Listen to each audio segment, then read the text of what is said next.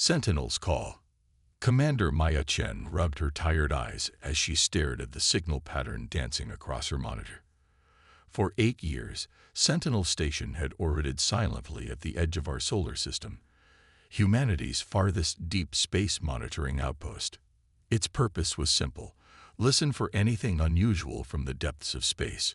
And for 8 long years, there had been nothing but cosmic background radiation and the occasional pulsar.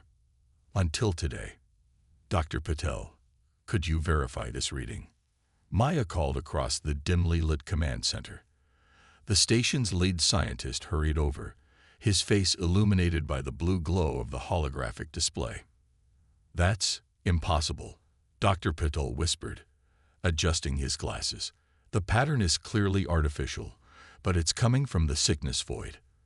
There's nothing out there for at least 20 light years. The pattern continued its hypnotic dance. 7 pulses, pause. 3 pulses, pause. 7 pulses again. Too regular, too deliberate to be natural. Are we recording this? Maya asked, her voice steady despite the adrenaline flooding her system. Yes, Commander.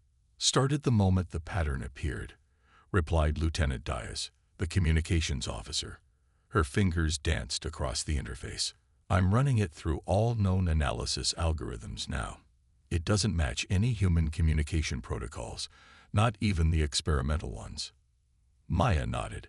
Send it to Earth Command, Priority Alpha, and wake up the rest of the crew. I have a feeling our quiet days are over. The signal continued for 72 hours before changing. By then, Sentinel Station was buzzing with activity. Scientists worked around the clock analyzing every aspect of the transmission, while military personnel ran defensive drills that hadn't been necessary since the station's commissioning. On the 4th day, the signal changed. What had been a simple repeating pattern became a complex data stream. It's a language, Dr. Patil announced to the assembled crew. Or rather, it's an attempt to establish linguistic common ground. The transmission begins with mathematical constants, pi, the fine structure constant, the gravitational constant, things any advanced civilization would recognize. Can we decode it? Maya asked. We're trying, but Dr. Patel was interrupted by a direct quantum link activation from Earth Command. Admiral Wei's stern face filled the main screen, her eyes betraying a weariness that hadn't been there when Maya last reported to her. Commander Chen, your discovery has caused quite a stir back home, she said without preamble. Our quantum AI systems have made progress decoding the signal. It's a distress call. Maya leaned forward. A distress call. From whom? They call themselves the Valari. According to the message, they're under attack by something they call the Void Swarm. The message claims this swarm has already consumed 3 civilizations in neighboring systems. The command center fell silent. Maya felt her mouth go dry. Is this credible, Admiral? Admiral Wei's expression darkened. Credible enough that I've been authorized to inform you about the sleeper protocol. I'm not familiar with that designation. You wouldn't be. It's been classified above top secret for the past 80 years. The Admiral's image was replaced by schematics of what appeared to be massive underground facilities. After the climate wars, when humanity nearly destroyed itself, our unified government created a contingency plan. If we ever faced extinction-level threats, we would need specialized defenders. The schematics changed to show cryogenic chambers containing human forms. The sleepers, Admiral Wei continued. 500 volunteers underwent extensive genetic modification and neural enhancements before entering suspended animation. They were designed to be awakened only in humanity's darkest hour. Maya stared at the images in disbelief. You're telling me Earth has been keeping super soldiers on ice for 8 decades. Not just soldiers, Commander. Scientists, strategists, engineers, people modified to push the boundaries of human potential. And now we're waking them up. Within 2 weeks, Maya's orders arrived. Sentinel Station would be converted into a forward operating base. The first wave of awakened sleepers would arrive within the month, along with Earth's most advanced prototype vessel, The EDS Defiance. When the Defiance emerged from fold space near Sentinel Station, Maya understood why the ship had been kept secret. Nearly half a kilometer long, its sleek design defied conventional spacecraft architecture.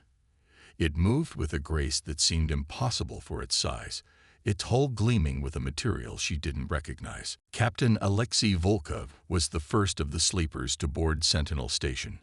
Standing 2 meters tall with shoulders like a bull, he still moved with the precise economy of a dancer. His eyes, an unnatural amber color, assessed Maya and her crew in seconds. "Commander Chen," he said, his voice a deep rumble, "your discovery may have saved not only humanity but other sentient species from extinction." Over the next week, 20 more sleepers arrived. Each was physically impressive, but it was their minds that truly set them apart. They absorbed information at rates that seemed impossible, mastering complex systems in hours rather than weeks. Dr. Ilara Kwan, the sleeper's lead scientist, explained it to Maya as they watched Volkov adapt the station's defense systems. "We were engineered for accelerated neural pathways," she said.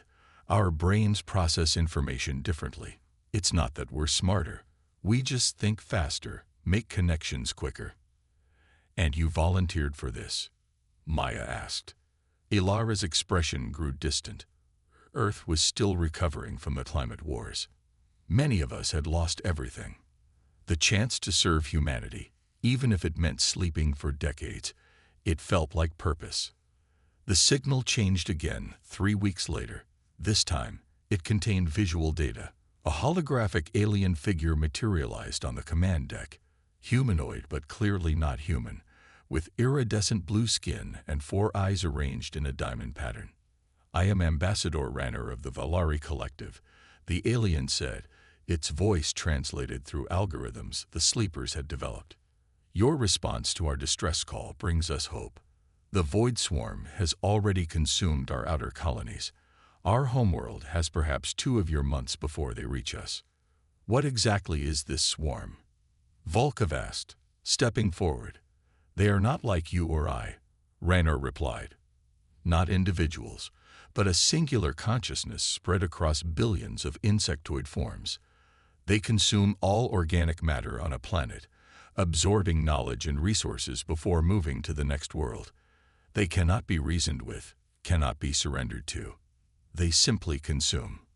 "Why reach out to us?" Maya asked. "We've never even left our own solar system.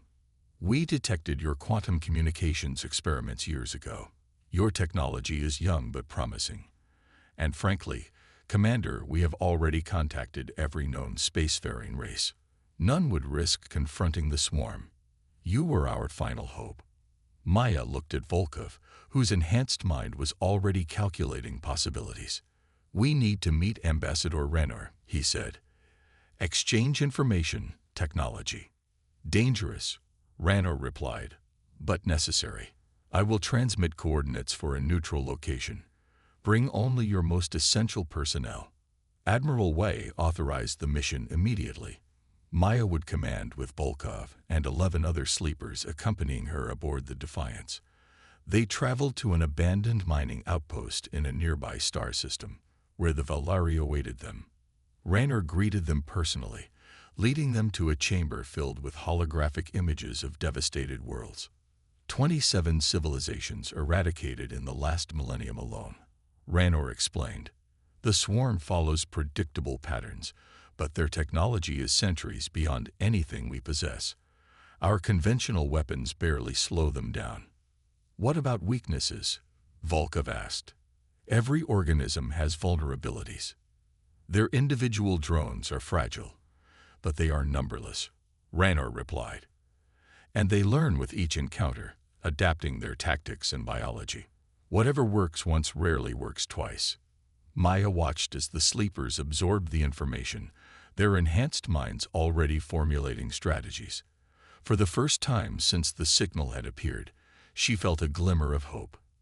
"We'll need everything you have on their biology, behavior patterns, previous encounters," Dr. Kwan said, approaching the alien ambassador, "and we'll share our own technology in return."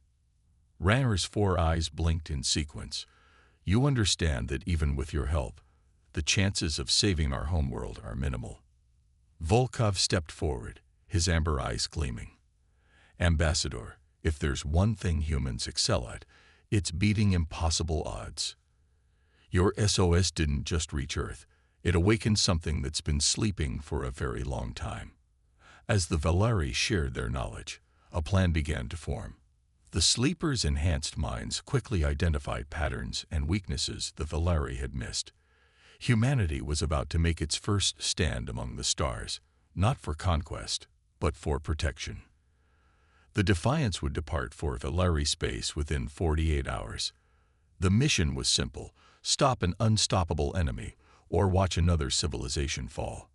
As Maya prepared her crew, she couldn't help but wonder if humanity's first steps into the interstellar community would also be its last. Titans unleashed. The Defiance slipped through fold space with an eerie silence, its revolutionary engines bending reality rather than pushing against it. Inside the ship's tactical center, Captain Volkov and Commander Chen studied holographic displays of the Valari home system. 6 planets, heavily industrialized, with a population of roughly 9 billion spread across 3 worlds. Maya noted, gesturing to the innermost habitable planets. "The Void Swarm has already consumed the outermost colony and is advancing inward." "Conventional defenses?" Volkov asked, his enhanced mind cataloging strategic possibilities. Ambassador Raynor, who had accompanied them from the meeting point, manipulated the display to show the Valari fleet positions. 300 capital ships, over 1,000 support vessels. "Our weapons are primarily energy-based, plasma cannons, particle beams. Against conventional enemies, formidable. Against the swarm, ineffective," completed Dr. Kwan, who had been analyzing the biological data on the swarm. "Their individual drones absorb energy weaponry and redistribute it through their collective. The more you fire, the stronger they become." Colonel Wai Lin, one of the military sleepers, stepped forward. At barely 5 feet tall, she was the smallest of the enhanced humans, but her strategic genius had earned her command of the mission's ground forces. "Then we don't use energy weapons," she said simply. "Ambassador, does your civilization still maintain kinetic weapon capabilities? Projectiles? Explosives?" Ranner's 4 eyes blinked in confusion. Such primitive armaments were abandoned centuries ago. "They're inefficient, imprecise." Wei smiled. "Sometimes the old ways work best against new enemies. We'll need your manufacturing facilities reconfigured." The Defiance emerged from fold space at the edge of the Valari system. Within hours, they received their first visual confirmation of the enemy. The Void Swarm lived up to its name, a dark cloud seemingly composed of billions of insect-like creatures, moving with singular purpose as it stripped a gas giant's moon down to bare rock. "How do they travel between star systems?"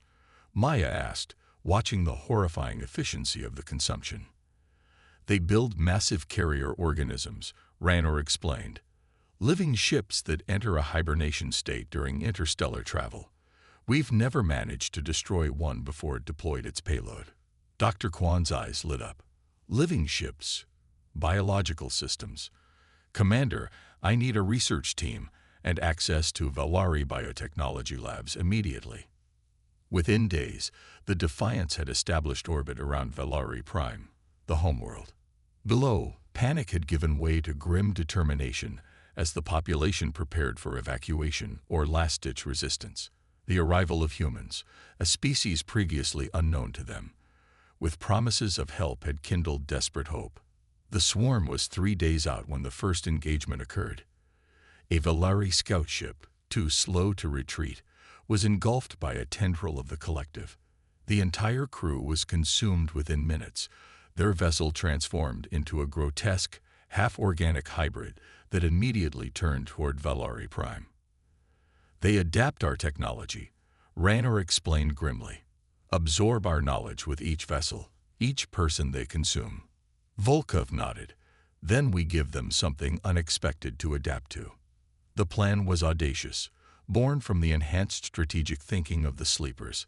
while the Valari fleet would engage the main swarm body with newly manufactured kinetic weapons, simple but effective mass drivers, and explosive munitions. The Defiance would target what the sleepers had identified as the swarm's coordinating nodes. It's a networked consciousness, Dr. Kwan had explained. Distributed, but not equally. There are concentration points, like ganglia in a nervous system. Disrupt enough of them simultaneously. The battle began at the orbit of Valari's second moon.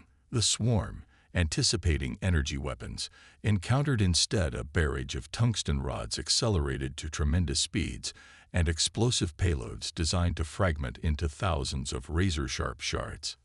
Unable to absorb or redistribute this purely kinetic energy, thousands of drone organisms were shredded. For a moment, it seemed humanity's primitive solution might work. Then the swarm adapted, forming denser protective shells around its vital nodes and sacrificing outer layers of drones as living shields. They're learning, Maya observed grimly as the casualty reports from Valari ships began streaming in.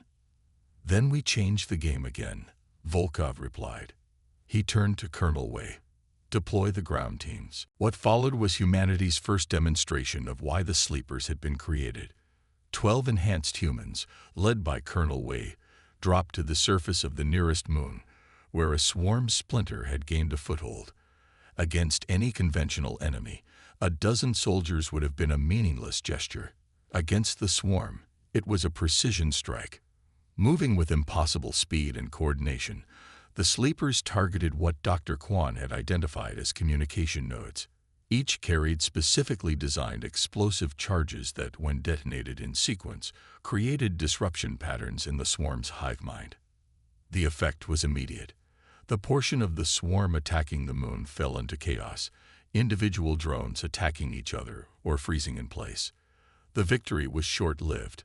The main collective quickly reasserted control. But it proved the concept. We can't beat them conventionally, Colonel Wei reported after extraction, but we can disrupt them, make them vulnerable. Meanwhile, Dr. Kwan had made a breakthrough in the Valari labs. They communicate through specialized pheromones and electromagnetic signals, she explained to the assembled command team. We've synthesized a compound that blocks the pheromone receptors and creates noise in their EM spectrum. Chemical warfare, Maya said quietly. Kwan nodded. Precisely targeted at their biology. It won't kill them directly, but it will blind them, make coordination between nodes nearly impossible. The next phase of the battle would require perfect timing. As the main swarm approached Valari Prime, the Defiance and a small fleet of Valari's fastest ships executed a daring maneuver, diving deep into the collective with payloads of Dr. Kwan's disruptive compound. The effect was spectacular. Massive sections of the swarm lost coherence, billions of drones suddenly acting as individuals rather than parts of a whole. The coordinated Valari human fleet hammered these disorganized sections with kinetic weapons, creating gaps in the previously impenetrable mass. But the swarm's central intelligence was adapting, evolving countermeasures with frightening speed. It began isolating affected sectors, sacrificing billions of drones to preserve the whole. We need to strike the central carrier, Volkov said, studying the battle displays. That's where the primary consciousness resides. The Defiance, using the chaos as cover, punched through the disorganized swarm toward the massive living ship at its center. Nearly a kilometer long, the carrier resembled a grotesque cross between an insect and a deep-sea creature, pulsing with malevolent intelligence. One shot, Maya said, looking at the tactical display. We'll have one shot before it adapts. Volkov nodded grimly. Then we make it count. What followed would later be known as the Titan Gambit. The Defiance, its shields failing under the assault of thousands of drones, launched not a conventional weapon, but a specialized insertion pod. Inside were Volkov and 5 other sleepers, along with Dr. Kwan and her most potent biological disruptors. The pod crashed through the carrier's outer membrane, delivering the team directly into the heart of the enemy.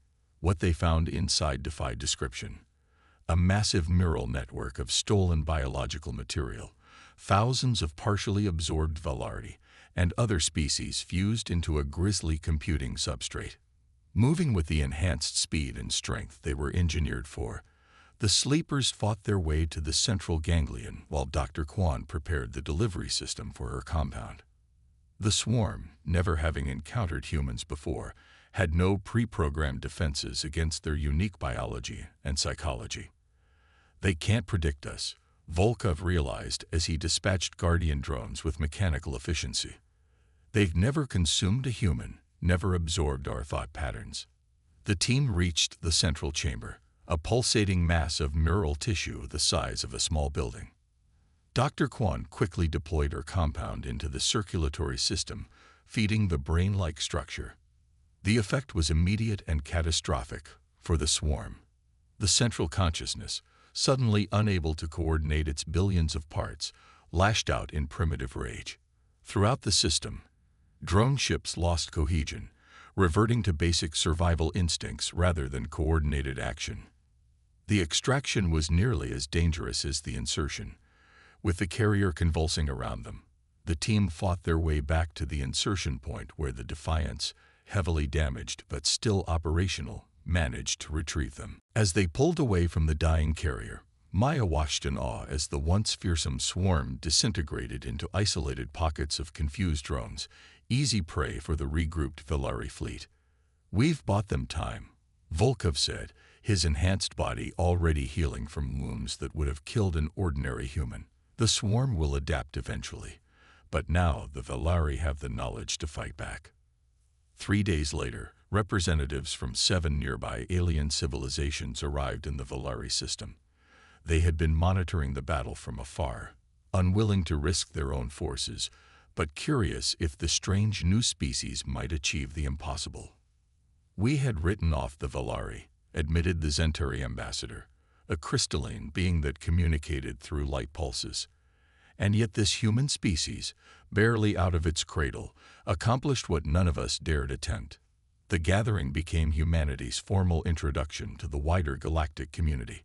But unlike most emerging species, who entered as suppliants or curiosities, humanity arrived as heroes, the unexpected guardians who stood against the darkness when others cowered. "The Void Swarm will return," Rayner warned during the formal alliance ceremony. "They always do, stronger and more adapted than before. And we'll be ready," Maya promised, looking at the sleepers who stood tall among the alien dignitaries. This was just the first awakening of Earth's hidden giants. As the Defiance prepared for its journey home, Maya stood with Volkov on the observation deck, watching the lights of alien ships moving through the Valari system. "Do you think they'll ever need us again?" she asked quietly. Volkov's amber eyes reflected the distant stars. "They'll always need us, Commander. Not just for our strength or our technology, but for what truly makes humans different." "And what's that?" He smiled, an expression that transformed his engineered features into something profoundly human. "Hope, Commander Chen. We bring hope. When faced with extinction, most species calculate odds and accept fate. Humans look extinction in the eye and say, 'Not today.' That's why we were created. That's why we were awakened." As the Defiance engaged its Fold space engines, carrying news of humanity's first interstellar victory back to Earth, Maya knew the universe had fundamentally changed. Humanity's hidden giants had awakened, and the stars would never be the same again.